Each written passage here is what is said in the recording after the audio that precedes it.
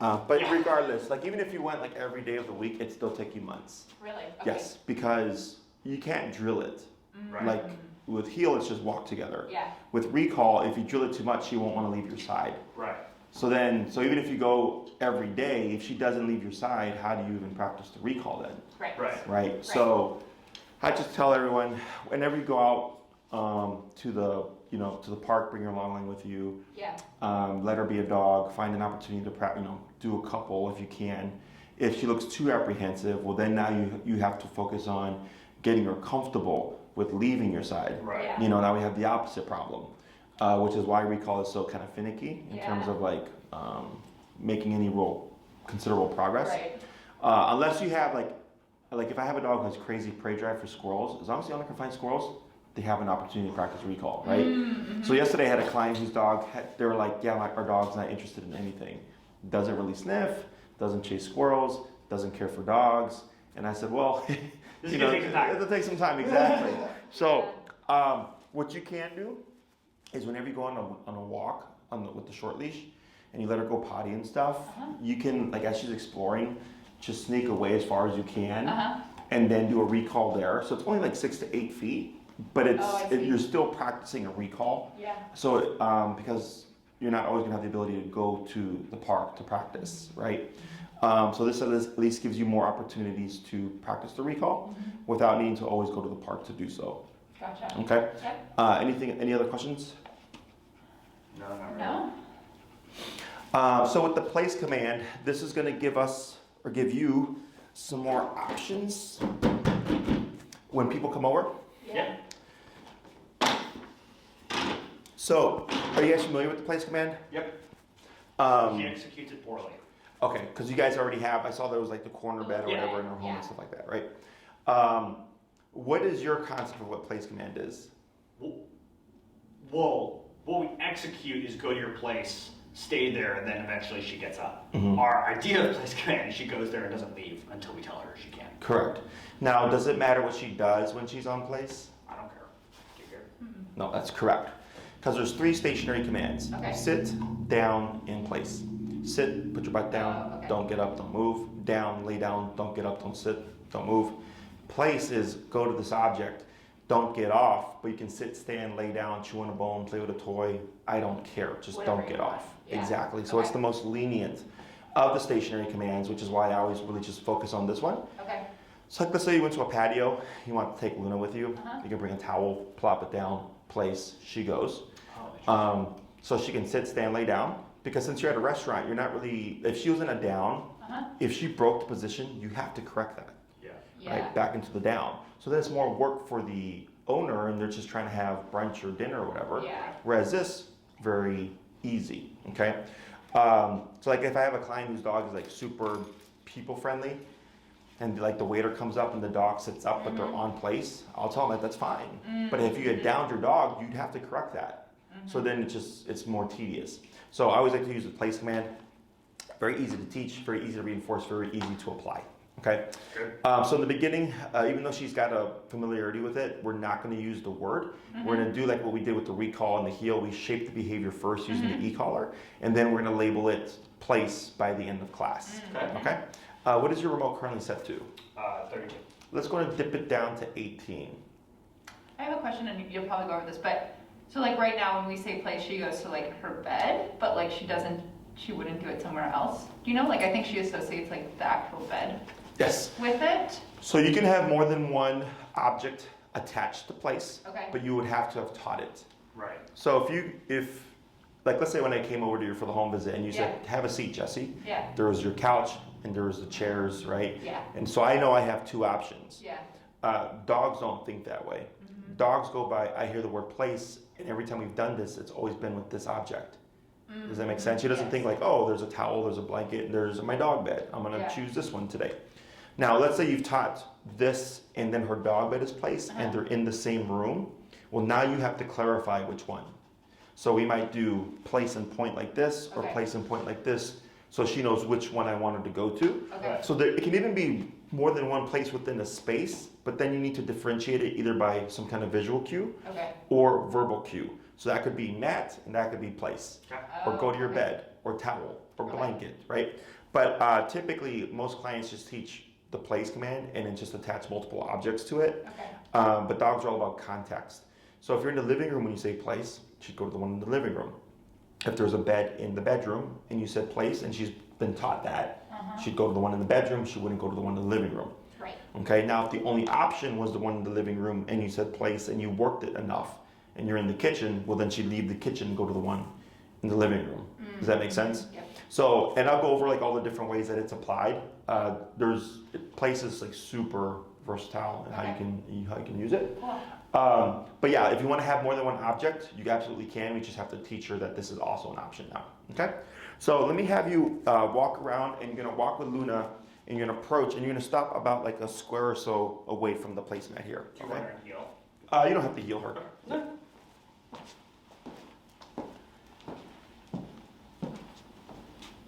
Good.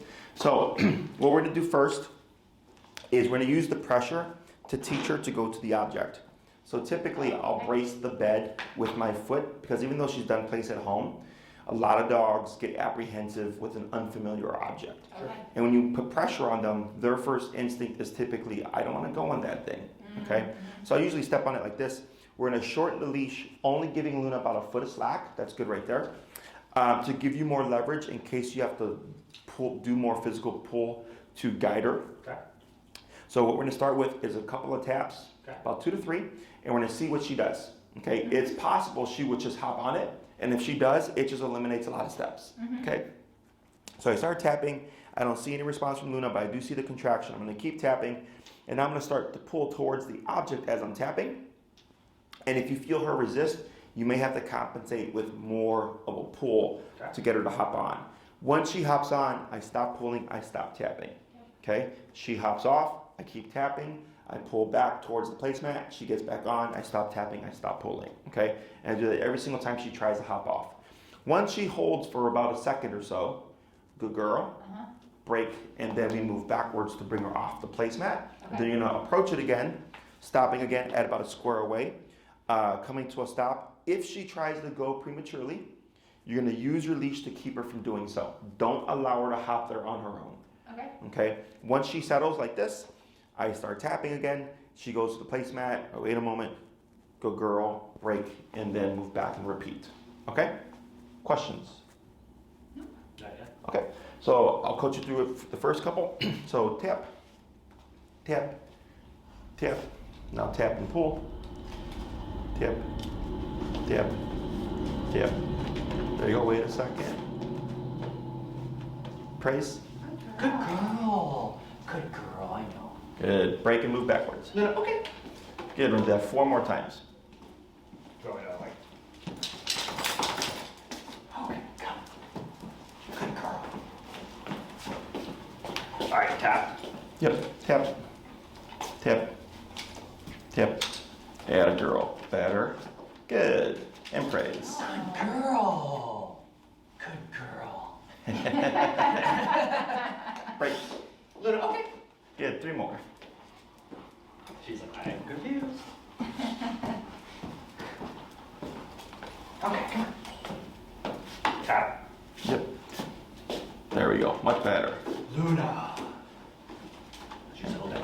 Good girl. She's like, I can get used to this. Okay. Break. Okay. 2 more.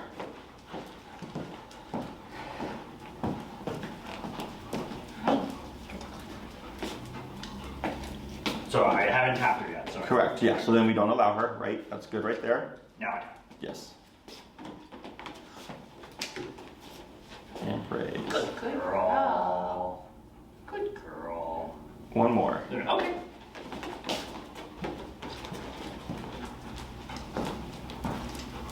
Oh no. Good. That's good right there. Tip. Much better. Very good. Good girl. So like I said, the first 2 were hard for her, Yeah. Uh-huh. right? Where she was resisting. Yeah. So a dog's instinct is always to go against pressure. Uh-huh. Okay. So even though I've had dogs do place with other trainers and all that stuff, and then as soon as we apply pressure, they still have a problem.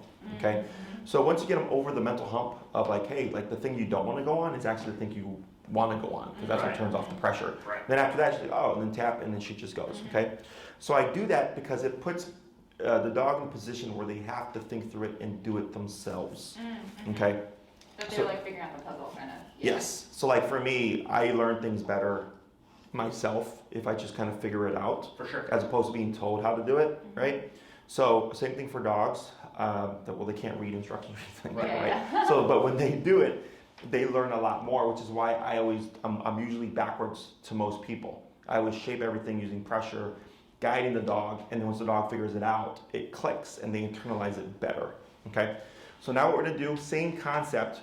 Except now you're going to send Luna from different directions, okay? So you cue your release, okay, you walk around, and then maybe you send her from this direction, or this direction, or this direction. If you always send a dog a certain way, they're creatures of habit. So then one day, maybe you send her from a different direction, you'll see them take the long way and go the usual way that they go. They don't really connect that there's a shortcut, okay? Funny. Yes. So I do this in the beginning to start pushing her brain to let her know, like, it doesn't matter how you get here, just get here. Okay? So going into your release. Okay. And you're still going to keep it at about a square away, but now from different directions.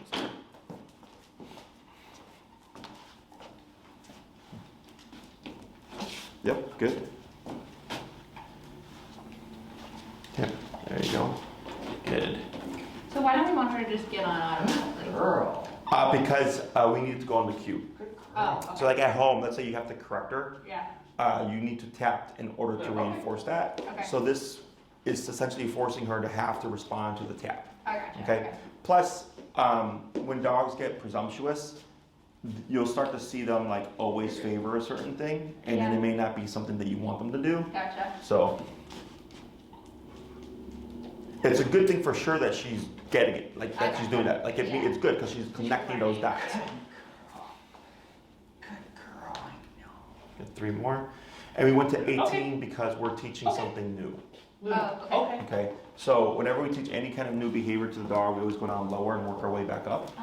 So, because if we would have came in at 35, right? Yeah, 30 to 35 is where we're at. Because that's her working number for stuff she knows. Gotcha. But if it's something she doesn't know, it's a bit too intense.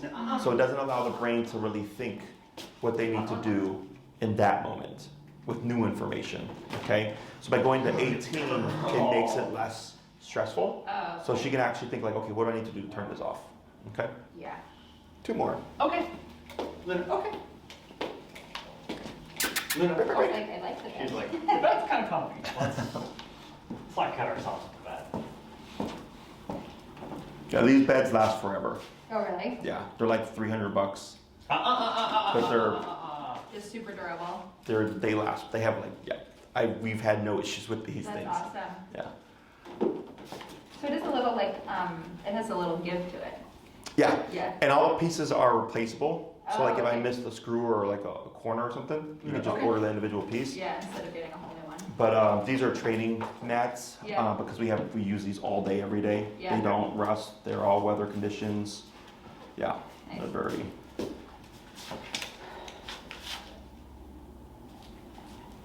Very good. So that was 1 tap, right? Yeah. Excellent. We're gonna pause right there. Luna, good girl. So you can see like when she started to do this with her head, right? Yeah. That was her knowing like it's gonna happen. Okay. So part of this is she wants to beat the punch, right? She wants to beat the stressor, Yeah. which is why remote is so effective because, in my opinion, positive punishment is like the best teacher. Okay. If you ever touch a hot stove, you don't want to touch a hot stove again, right? Yeah. If you get a really expensive ticket, you don't want to do whatever that caused that very expensive ticket, right? Yeah. Those are all punishers. So for the same thing for animals. So here she wants to avoid the punisher, which is the negative of the collar, the pressure there. So now she's like, well, I'm going to just shoot there now. Okay, but we don't want her to do that. We want her to do it when we cue her. So right now, she's going to get a little overly stressed because we're not giving her the option to avoid it quite yet. Right. Okay. Once we start to give her the option to avoid it, then you start to see her stress levels go down. So it's the same thing with like recall, because remember how we kept setting it up and separating it and she was trying to run back to you because she was trying to beat the stressor. But we have to use that exercise to condition the recall So we essentially have to, we don't give the dog the option to avoid the pressure, but then once we've taught it, then I go, now you actually just do a regular recall, like we wouldn't force it that way, okay? So we're doing the same thing here. We're teaching her that when you feel this tap, it now means to leave your side.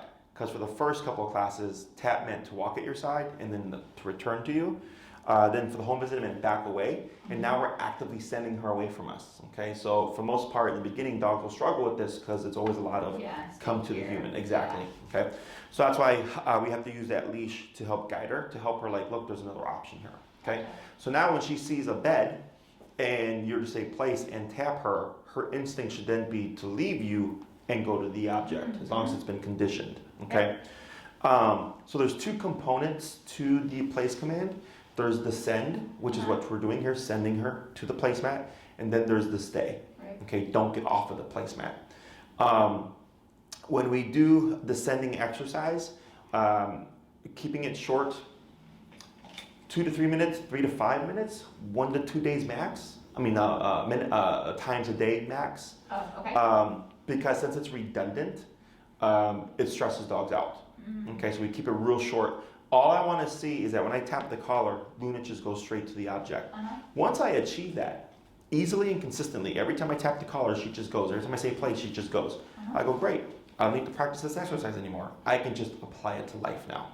Okay, so if you do this 1 to 2 times a day, typically about a third to the 5th day, it'll just click and then you'll just see her going every time you cue her or tap her. Then I go, all right, cool, don't need to practice this anymore. Now I just use the command. Okay? Questions on any of that stuff? No, so wait, next couple of days, practice a couple times a day, and then later in the week, she'll probably be good. Yes. Once you see, you can say place and she just goes, and it's not a problem, don't need to do that anymore. But we should still kind of recondition her current place. Correct. With these tools. And any because she's already doing that. Correct. And any new object that you bring into play, you'd have to cover that. Okay? But once you've taught it, like let's say you bought her a new dog bed, looks completely different of her current one, you'd have to reteach place. But you're just teaching her this is now an option, and then it's going to click. So typically after that first session, you're not going to need to do it again. It should just click in her mind of like, okay, this is now another object. Do I need to, and we don't need to work on longer and longer? Hey, we'll talk about that too, yes. Because he's saying there's the 2 components. There's like go, and then there's like stay. Correct. Other questions? No. Let's go ahead and swap handlers here. Okay. Don't let her. Right, so her sitting up does not matter, right? So that was good because a lot of times when owners switch, when they're working with their dog, the dog will break off the position. But she held it, so as long as she doesn't try to step off, we don't need to do anything. Okay? So what you're gonna do now is you're gonna cue okay, you're gonna go back to the last thing he was doing, which was walking around and then sending her from about a square away, but from different directions. Got it. Okay? Go ahead. Okay, Luna.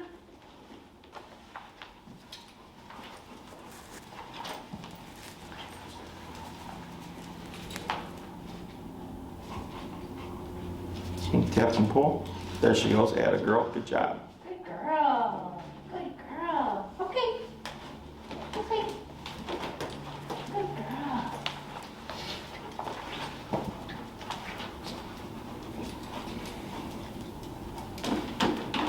Good girl. Such a good girl.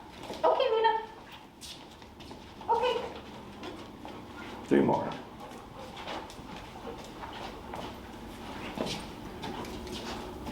Very good.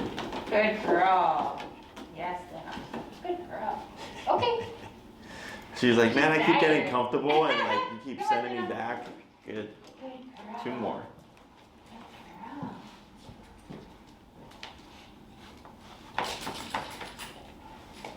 Yep. Good. Good girl. Such a good girl. Okay. I'm happy to see her, like,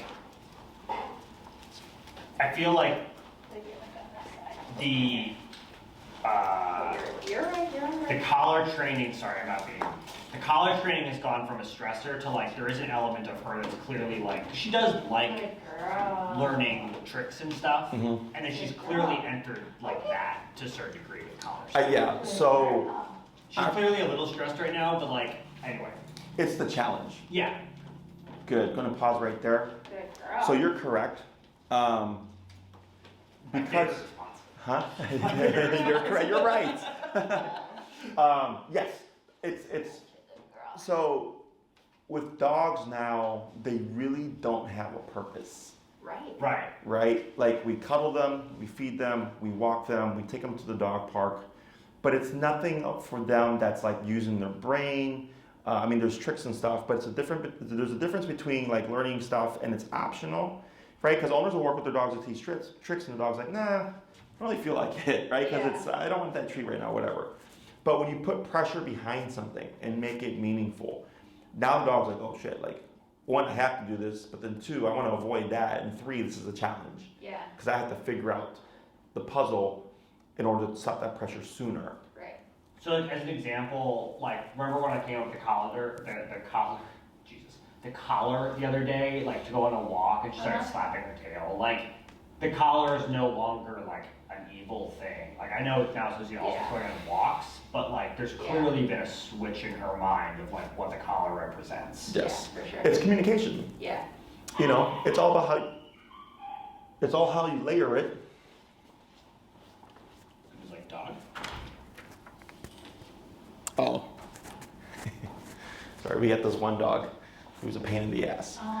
They're doing treadmill with him. He's not. So,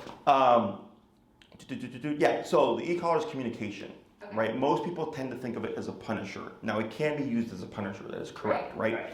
But dogs, you know, so I relate it to a dog bite, nipping and biting, right? Because that's how I like to think of it in terms of communication. Dogs will nip each other to correct each other. They also nip each other as a sign of affection, where they like nibble. Have you ever had that or seen a dog do that, where they'll nibble, they're using their teeth to show affection, right? So it's just communication, but it's the way that we think about these things that make it like an evil tool in the human world. Yeah. Does that make sense? Yeah. It does. So for her, because there's a clear answer to turning it off, and you've been practicing and instilling it, she's going like, okay, this is our line of communication. This is how you nip and bite me, and then I do this, and then everything goes away. Okay? So like my pit or my chihuahua, when I move the collar, will come running because they're like, where are we going? Yeah. And I'm just like moving it, you know, I'm not even intending to do anything, and they come around like, where are we going? I'm like, we're not going anywhere. And if you see me work with my pit with the collar and stuff, you see her just like the challenge of like, what are we going to learn today? Like, what is this new thing that we're going over now, you know? So it's all about how you feel about it. It's all about how you approach it and how you use it. That affects how the dog receives it, okay? So now what we're going to do is same concept, except you're going to send Luna from 2 to 3 squares back. Okay, so we're still sending from different directions. Yeah. You're just now increasing the distance another square or 2. Oh, okay. Okay? Go ahead and release. And, okay. Come on. And should I be holding further away? No? Right, correct. Yes. Okay. Yeah. Okay, this way. Good girl, you want to go on the right side. The other like purpose thing that Luna clearly. Oh, good girl. You already get it already. Okay. Okay, Luna. Good girl. She protects Becca. Good girl. At the park, there's clearly. She's guarding. Good girl. Is it when dogs approach into your space? Yeah. For sure. Luna. She doesn't do it with me. I'm chopped liver, but Becca. Worthy of protection.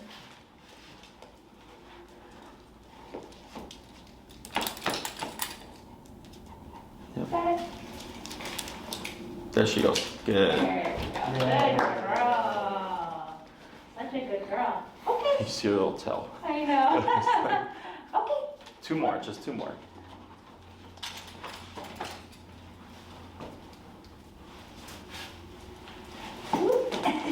Good. Good girl. And then 1 more. Okay. Okay, Luna. Woo. Time to get up. Okay. Part of me wonders if we should go into these outside. Good girl. Now here we're gonna keep her on it. Okay. And what I'm gonna have you do is keep the leash in your hand. If you like, you can scoot a chair over so you're gonna sit down, but she's gonna stay on the place. Oh, I'm going to sit down? Yes. Okay. Thank you. Like that, perfect. The brand is called Kuranda with the K, Kuranda. And you can make them with different colors and different components. Oh, yeah. I went with the kind of material that can withstand anything because of what we use it for. So if you're going to keep it outside, it'll tell you too, like the different materials to make it of.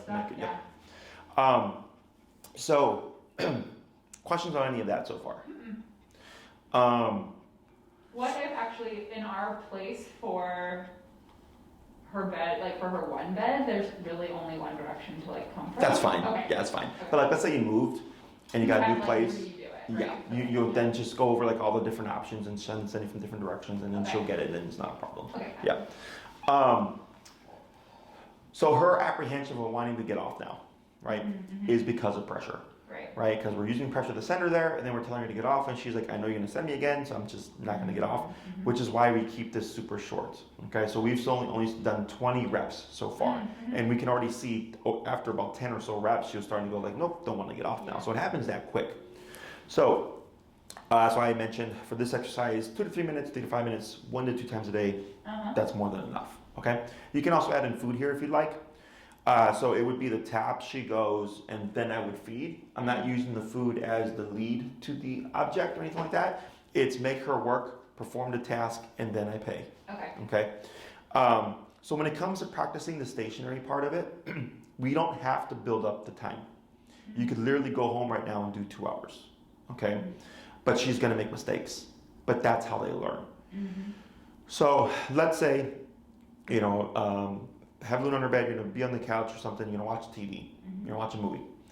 I place her, she's got her equipment on, have the leash there, you're watching the movie, 30 minutes later, Luna gets bored, she tries to get off, I don't say anything, I simply start tapping on the collar.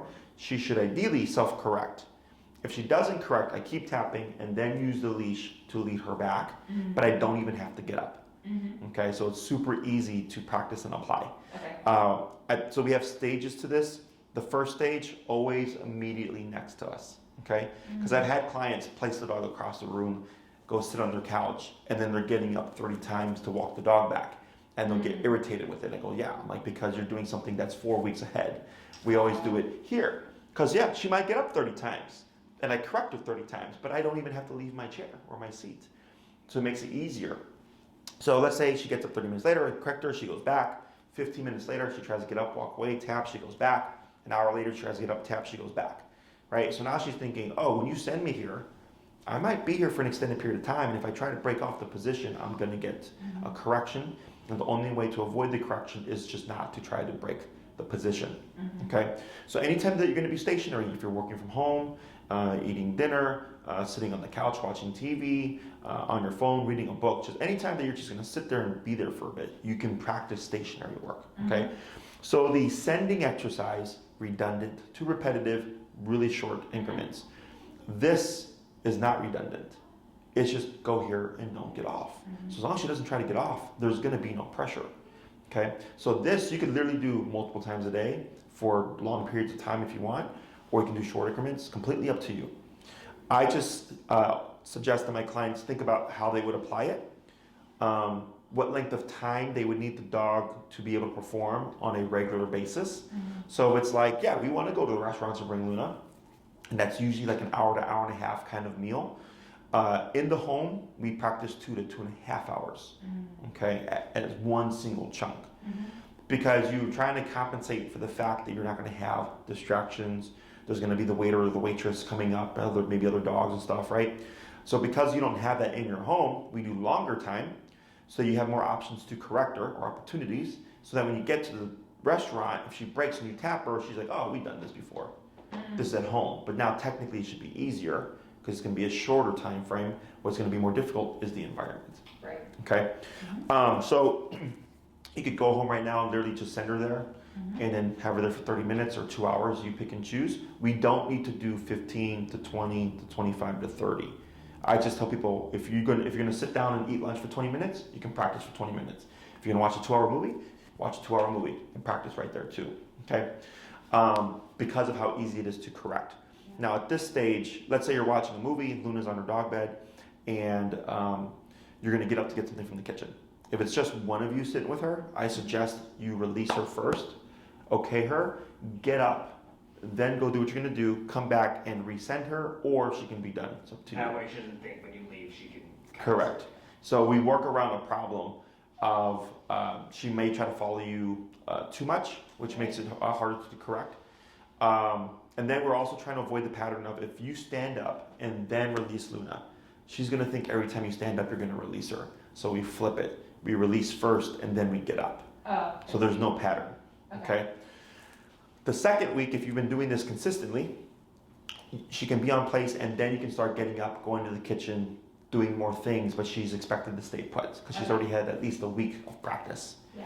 Third week, Luna can be more of a distance of you.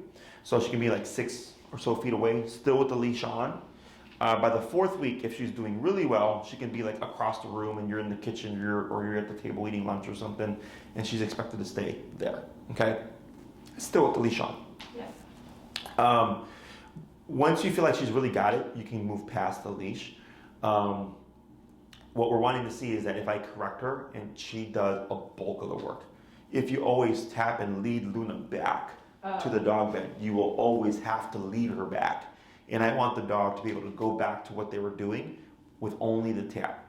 Does that make sense? We're basically working off the leash. Like we're trying to. Yeah. So so the first 4 weeks it's always on the leash. And then by the end of the fourth week, depending on how much the owner's done, the dog at that point should be able to just self-correct with the tap and go back to the object without the need for the leash. Okay. When we're correcting, are we saying place again? No, we're just tapping. Correct. Okay. And we're not saying place at all right now. We're going to say place by the end of class. Okay. Yeah.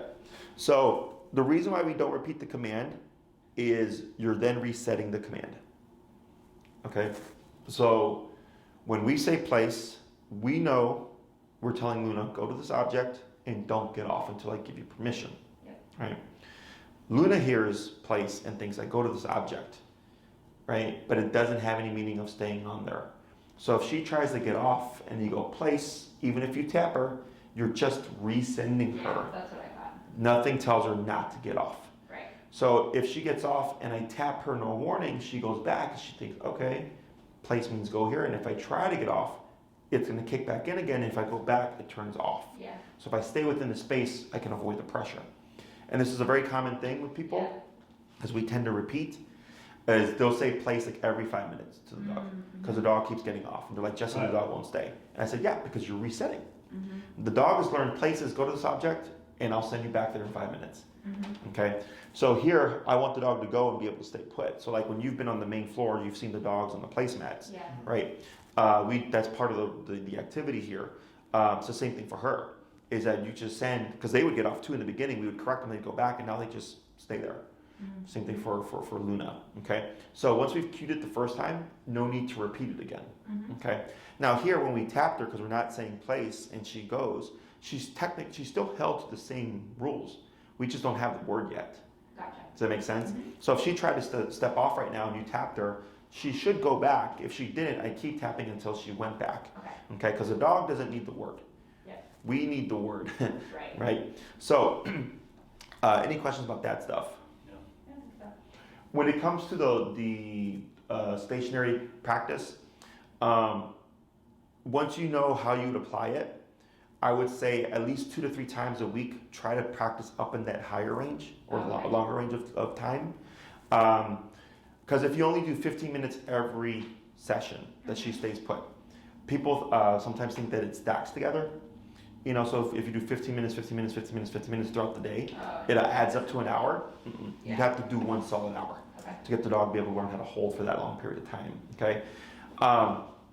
And some dogs do great with this, but then other dogs have trouble because they're so used to doing what they want. Because the owner will say, like, Jesse, but my dog lays in the bed on their own all the time. I go, yeah, when they decided to. It's a different thing when you tell them to, for them to stay put. You know, so at least once a day of practice, and at least 2 to 3 times a week in that longer range. Okay. But you can do more stationary stuff throughout the day if you'd like. Okay. Dogs sleep 16 to 20 hours a day. You're just kind of picking and choosing where she does it for part of the day. Okay. Any other questions on that? if like, so she's like kind of sleeping right now, like if they fall asleep and They can remember that they're still in place. Okay, gotcha. Yes. So like, let's say she woke up and she tried to get off, you would tap her and she'd go right back. Okay. Or she should go right back. If she doesn't, and you keep tapping and then just lead her back with the leash if needed, okay? Now, let's say you're trying to apply this to when a guest comes over. Yeah. Okay, so there's different approaches.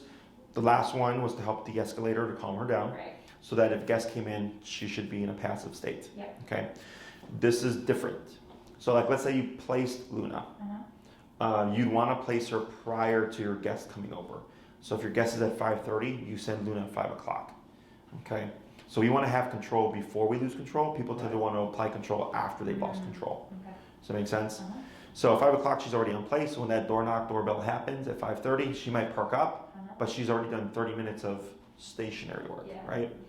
So then, let's say Luna barks or grumbles or growls from place. So she's still on the space, but she's still doing something we disagree with. You can still correct that. Oh, okay. Okay? Cool. So let's say she's on place, she growls, I correct it. What do you think she may do? Get off. Yes, because she's going to think that being on place is now wrong, but really you're correcting the growl. Okay, so I tap her, she jumps off, keep tapping, use leash if needed to guide her back. She goes back, I go back to the door, she growls again, I tap her, she hops off, I keep tapping, lead her back, she goes, go back to the door, she growls, I tap her, she does this. Okay, so in order for her to figure out why the tap is happening, she has to make decisions in response to the tap, and then you have to guide her and tell her, like, nope, that's not correct. So if I tap her while she's on place for growling, she thinks it's for being on place, because that's familiar to her. I see. So she hops off. Pressure kicks back in again. She hops back on. She goes, that's weird. She's like, I got tapped, but when I hopped off, I got tapped to go back. Right? She does it again. She growls, tap, confused, jumps off, tap, tap, tap, goes back on. She's like, that's weird. And usually by the third time, the dog will do something and you'll tap them and you'll kind of see them one come off, but then they go, no, I tried that twice already. And then they'll like go into a more passive state. And then they start to associate that tap was for not being on place, but for growling or for whatever their mental state is. Okay, so if she's barking, growling, even if they're excited and they're jumping and stuff, it's the same concept. I'm correcting the excitement. And the place is the reference point. Okay? Yep. Does that make sense? Totally. So anytime she's on it, just prepare. The first time she she does something like that, and you correct her, just anticipate she's probably gonna flush off. Okay. Once they get it, it's usually pretty easy. Unless one day you accidentally go to a higher number and tap her, then it'd probably flush her off because it was just too intense. But then I would tap her and lead her back. So I'm telling her, like, it doesn't matter what level that remote is. Yeah. When you get corrected, you still have to stay within the space. So eventually we'll do this at our regular level. Potentially. Okay. Yeah. So for now, do place at around 18. Correct. Okay. You might go to that higher level when a guest comes over. Oh, okay. Right, If so- there's more stimulation. Right. Yeah. So like let's say when you want her to stay there for a while. Let's say you work with her at 18, then you notice on 18 she gets up every 5 minutes. And you're always tapping her to get her to go back. Well, 18 is buying you 5 minutes. Does that make sense? So then maybe I go to 25. And at 25, she'll stay put for 20 minutes. But every 20 minutes she wants to get off. So 25 has bought me 20 minutes.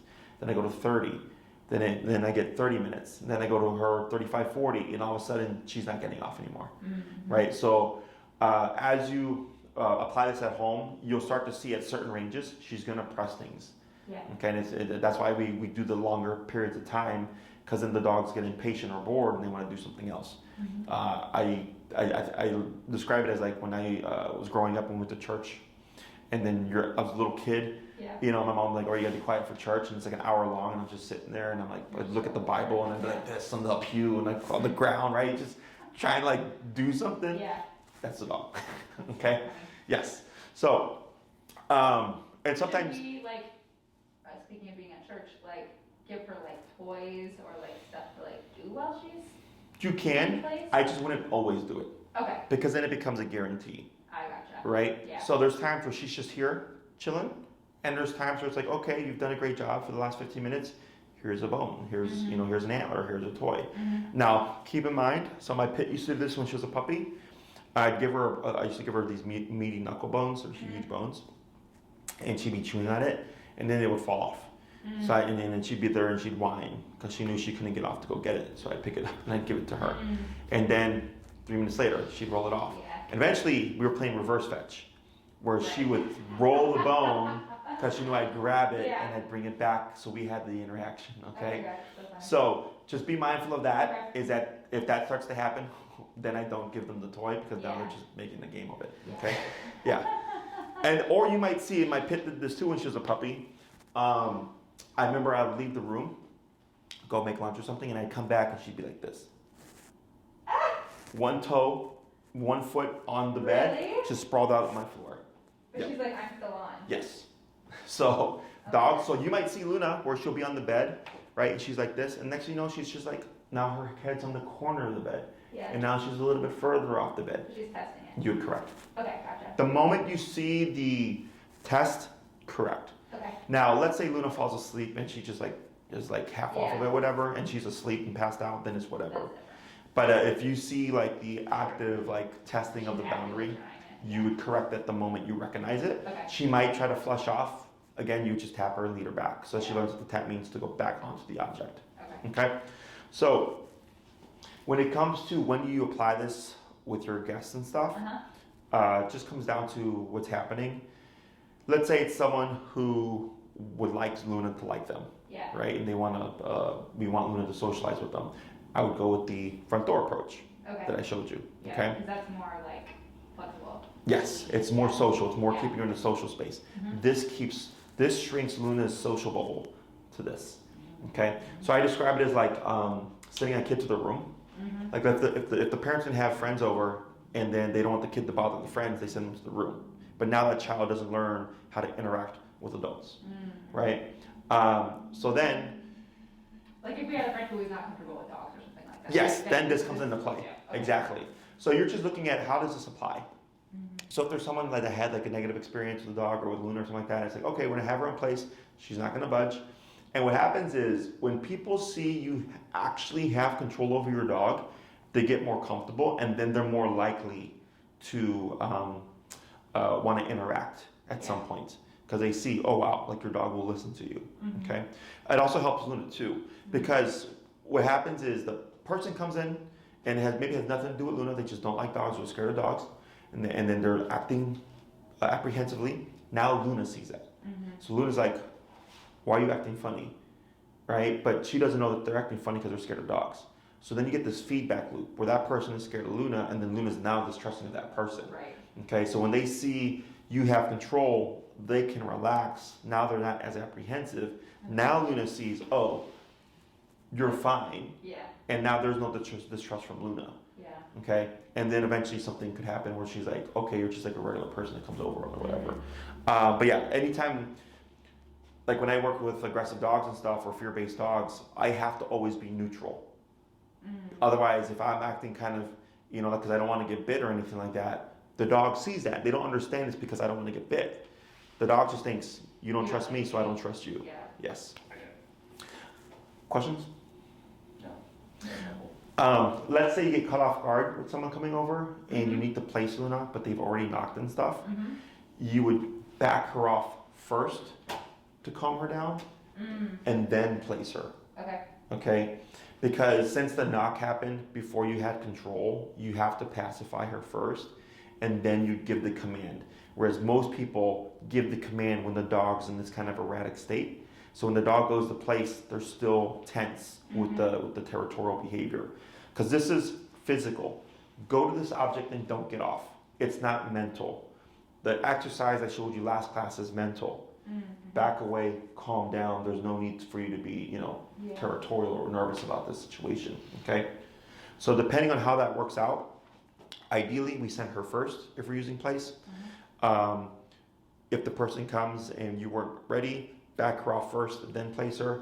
Otherwise, if it's a situation where we want to keep Luna in a more kind of free space, then we just back her up to the threshold. Gotcha. Okay? I was just thinking if, I don't remember if we talked about this, but like, there will be a lot of like doorbell rings of like, someone delivering a package or something like that, but they're not coming inside. Correct. Should we still do the same? Don't need to. No, okay, No. because they're not coming in. Correct. Can we correct like the Yes. barking for it? Yes. Okay. Yeah. So there are two separate things. But what are we telling her to do in that? Just not bark? Just not bark. Okay. Yeah. So the reason why people coming in is so complicated is because there's a energy coming into the home. Right. Right. And that's where she gets uneasy. Right. So that's why there has to be more done there in terms of communication, as opposed to they're just dropping something in the mail slot. It's Right. just don't bark. They're not coming in. That's not a threat. Okay. Okay. So that one there does not need to be more communication because they're not entering the home. Yeah. Now let's say someone rings your doorbell, knocks on your door, and she blows up, and you're not expecting a guest. Right. You don't need to back her up. Just go, open the door. They see your dog there barking or whatever. Now you have security. And then it's like, oh, like I'm, the building maintenance man. I need to go Yeah. see something. Okay, 1 second. Call her up. Now you can back her up. Okay, that makes sense because I was just thinking, we talked about not having the collar on her all the time. So Correct. There will be, okay, gotcha. Yeah, so like let's say you get caught off guard and they need to enter the home and it's like, maintenance or whatever. Yeah, You can always call her up post the doorbell. doorbell, Okay, but it's because that's going to happen. Yeah. But when it's stuff that is planned, like guests coming over for Yeah. a dinner or something like that, that's where we want to be preemptively in control. yeah, But life's going to happen. But yeah, you don't have to always back her up. So this is because we're not trying to eliminate security, right. right? We want to keep it, harness it, and then also help her learn like, hey, there's nothing you need to worry about here. Yeah, But if something happens and she's barking and stuff and you don't know what's going on, you can always address that first and go, oh, okay, 1 second, let me, get my dog or whatever, and then back her up once you've acknowledged. Okay? yeah, Other questions? No. When it comes to correcting the barking in the home for like Amazon and stuff, yeah. you can use the collar. I don't remember if I've covered the bunker. Did we talk about the bunker? Okay, so the bunker. Jim did that one time I was here. No, I don't think so. I think at the end of the last class you had asked a similar question, and I was like, okay. oh, I'll cover that. So the bunker is just a rolled up towel. Okay, We have a few here, so it's just a rolled up towel. You can use rubber bands, hair bands, or like zip ties to keep it shaped. So it's like Okay. kind of a cylinder. I usually recommend people make 2 or 3 of them, okay, and you literally bump the dog, okay? Because there has to be some kind of physical for the aversive, right? yeah, So like some people use a spray bottle, some people use like a Oh. can of pennies and stuff. yeah, It works for some dogs. I'm not against them.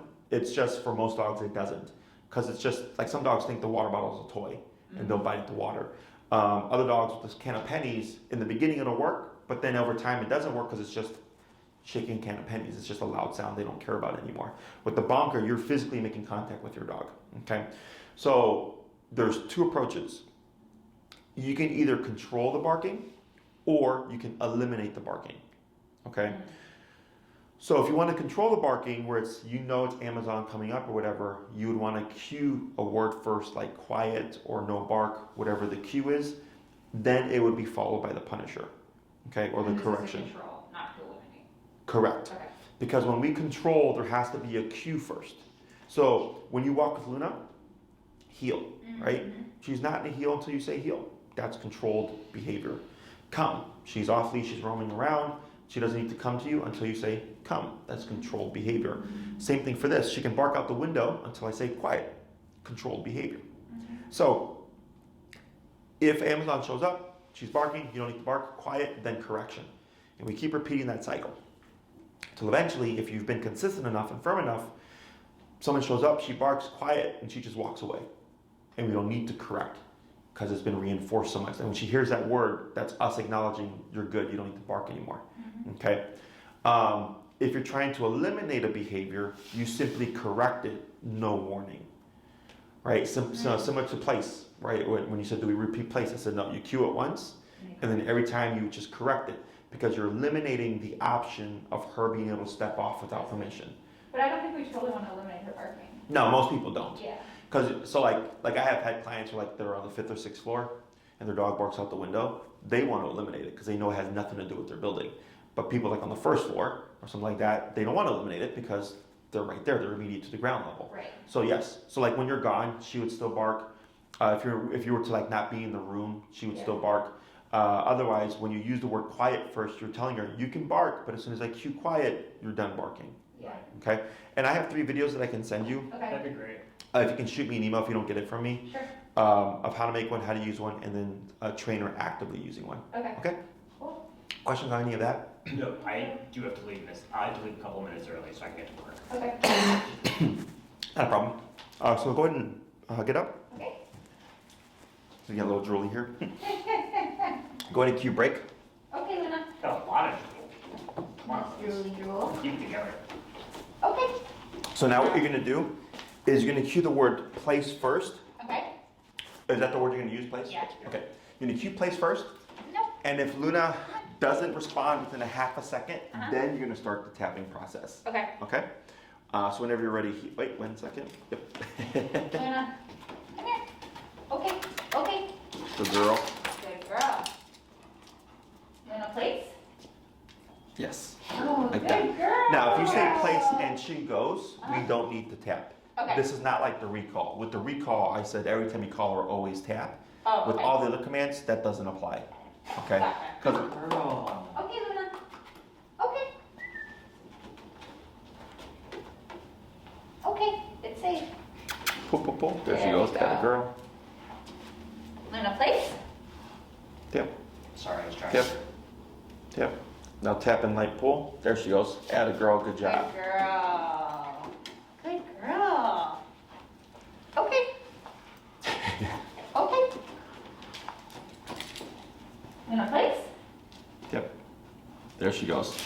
Right there. Good And the moment you girl. see the turn, Oh, okay, so Right. don't do it like until she gets, like don't keep doing it until she gets there. correct, yeah. Okay. So as soon as I saw her turn like this, I go, great, you're going. Okay. Now, if she would have stopped halfway, Yeah, you would have kicked in again, going like, nope, you have to complete the task. gotcha. Okay, a couple more. Okay, Luna. Okay. Luna, place. Good girl. Okay. And last one. Okay.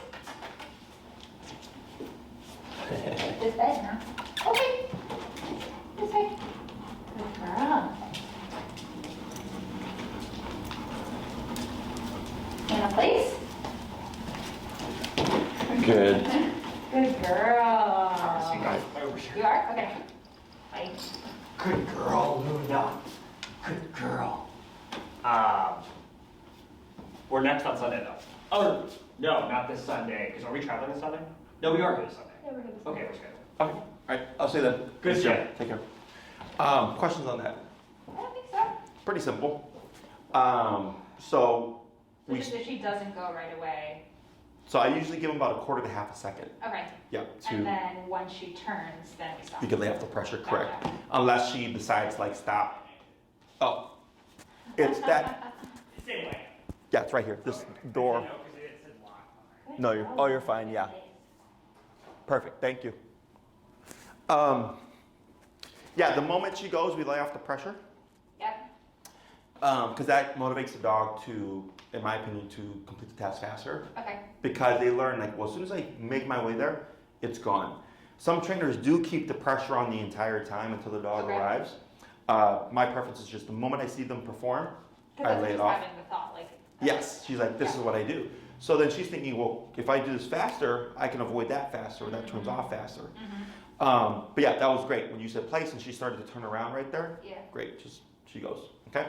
So when it comes to like the distance of which we send, most people it's about 4 to 6 feet. If you want to be able to send her from like anywhere within the home, you'd work your way backwards. Okay, Okay. so we start close, like that's what we did. We did a Yeah. foot, then a foot from different directions, then 2 to 3 feet from different directions, and then So a are bit we further. talking more about, well, I guess because we're starting with the leash, but I'm thinking like off leash. Is it how far she is from the place? That she's able to get there from, yeah. Gotcha. So like let's say you're in And the not kitchen. where she and I are necessarily Correct. located. Correct. Like you could be in the kitchen and then she's like in the bathroom and you're like place and she leaves the bathroom and goes like the placemat. Like you can build it to something like that. Okay. But we would work our way backwards. So Okay. should I start by being closer to her? Well, I guess we're gonna. Yeah, 'cause you're gonna have need to do the because of leash, correct, because we have yeah, the leash. Okay. And it just So it'll depends just on be leash distance for like 4 weeks, you said. yes, Okay. unless you see her progressing more quickly because Okay. she's got a foundation of it already from Yeah. what you've done. Yeah. So she's probably going to progress a bit faster, Yeah. at least in the sending part of it. Yeah. Okay. So if you're trying to get her to a point where she'll send to place from a greater distance than the average 4 to 6 feet, Yep. then you're probably going to be practicing for a longer period of time. Okay, because earlier I said 3 to 5 days. That's for the average, here to there. Yeah. But if it's like, no, we want to send her from anywhere within the house, then I go, now that's going to be longer because you're working your way. More of like on the first floor at least, because it's kind of a smaller, just general area that, like if I'm by the door, she'll go to place right now, and that's probably like maybe 20 feet or something like that. Yeah. So, okay, cool. Backwards. So you can have either one place that's used for the entirety of the home. You can have a place in each room, or you can have an object that you simply move from room to room. That's what I was wondering. So does that object have to be the same thing? Okay. Because I know you were talking about like a towel, and I was like, do we have to have the same towel? Like if we go to a restaurant or something like that? Right. So it's yes in the sense that like a lot of people keep a towel in their car that they use when they go to restaurants. Yeah. But if you're always interchanging them and they look too different, let's say you have like 5 white towels. Okay. They all look the same. Yeah. You're fine. But let's say it's like a black towel and a white towel and a towel to design. For the dog, that's all different. Okay. So they don't really transfer things well in that sense. Yeah. So you can have more than one object, but if it's something that if you feel like it looks too different, you'll have to at least review, tap, place, sand. Exactly. Okay. So that she learns like, okay, this is now an object that we're going to use, or this is now an object that I can recognize as place. Yeah. It helps the dog to be pretty distinctive. So like, let's say on this tile, I wouldn't want to use like a white towel. I would use like a black towel, or I would use like, something, or like, if it's a white dog bed, at least it's, elevated or something. Yeah. Something to make it distinctive from the floor. Because I've had clients who like brought something that was too closely the same color of the environment, and the dog had an issue with recognizing the boundary and knowing where to go. Okay. I gotcha. Place doesn't have to be anything fancy. Okay. One time I went to the park and I forgot to bring my placemat. Yeah. So I just took off my Carhartt and I plopped it down. Yeah. And we just used my jacket to teach the place. Oh, yeah. Okay. So it's like she just needs a perimeter. Oh, I see. Okay. Something that helps her. Like we can't point to the corner and say place because there's no boundary this way, right? She has the walls, but there's no boundary this way. I had a client who they had a Saint Bernard, and he tore up his dog bed. And it was a very expensive dog bed. They're like, we're not going to buy another one. Right. So what they did was they put him in a corner and they used painter's tape on the ground because it was distinctive. Yeah. And they're like, does this work? I said, sure, as long as your dog can recognize that boundary, it's perfectly fine because it creates line, even though there wasn't a difference in texture. Okay. Interesting.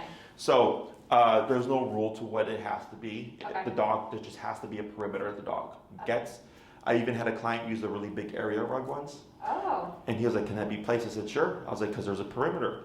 However, just be aware your dog can like walk around. Do a lot of stuff. Yeah, exactly. But that's technically the concept of place. Okay. And it's just a perimeter. Okay. Yeah. So, any questions about that stuff? No, I don't think so. Um, Cool to see them like learn it so quickly. Yeah. It's because we talk their language now. Right. That's why my programs are shorter. You can even find it on like social media and stuff where a trainer will say like, oh, teaching your dog how to walk on a leash takes, years. I don't know, it doesn't. I'm like, that's, if you're using, positive reinforcement only or anything like that. And even if you use aversives, if you don't use aversives in a way that they understand, you're still not going to make any progress. That's the key thing, is they have to understand how the aversives work in order to shape all the behaviors and stuff. And it's very simple, with how we do it. Right. People just overcomplicate things. Right. Anything else? I don't think so. So for this week, homework. Yep. Sending exercise 1 to 2 times a day, 2 to 3 minutes, 3 to 5 minutes. So when you're saying that many minutes, you're saying practice the back and forth for that many minutes versus have her stay for that many Correct. minutes. Okay. Yeah, back and forth. The staying is the separate. Yes, it's Okay. the place break. But you can have her be stationary for a period of time at the same time as you're doing that stuff. So you don't have to achieve one before you move to the other. Right. So you could go home and do a 2 to 3 minute exercise, and then for dinner, place for 45 minutes. Okay, it's just not going to be. It may not be smooth, right? You may not be in place, and she just goes. You might have to help and tap and lead her. So that's why the repetition is important, because that helps make that smoother. But in the meantime, you can still do stationary work. It's just not going to be smooth potentially for the sending part. So for the, like I'm thinking about dinner, like just the location of like her place versus like where we would eat dinner and how that is kind of further apart than like the leash distance. Sure. So should we wait to do that Or you can move the bed. later? Oh, You know, because it doesn't matter what the bed is. Correct. Oh. Like primarily, like in the way you would actually apply it, it's going to be in that spot. Yeah. But for this stage of training, you can move it around as well. And so she'll just go wherever that is. Mhm. Okay, that makes sense.